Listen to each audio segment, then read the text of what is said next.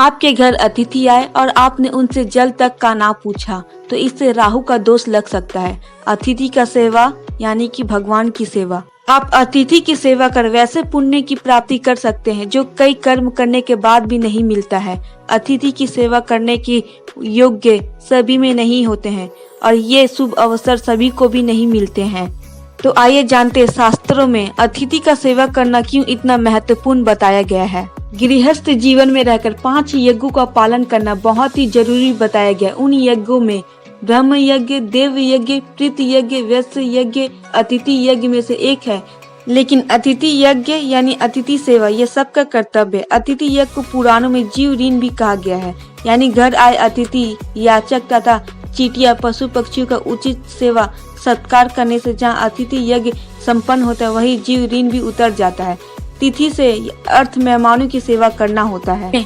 अन्न जल देना, अपंग महिला, विद्यार्थी, सन्यासी, चिकित्सक और धर्म के रक्षकों की सेवा सहायता करना ही अतिथि यज्ञ है। इससे संन्यास आश्रम पुष्ट होता है।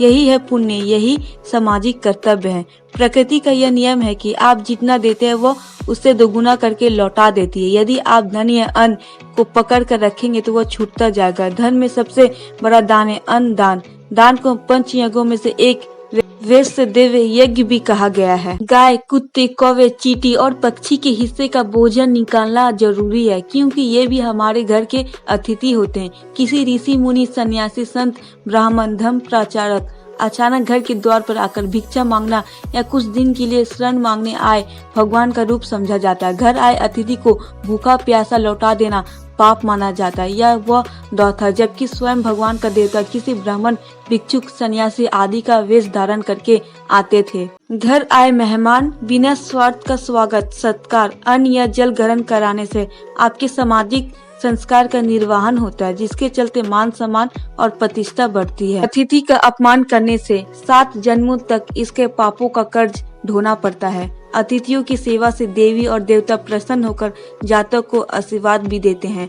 इसलिए अतिथि की कभी भी आदर सत्कार किए बिना उसे जाने नहीं देना चाहिए। अतिथि सेवा यानी देवता की सेवा।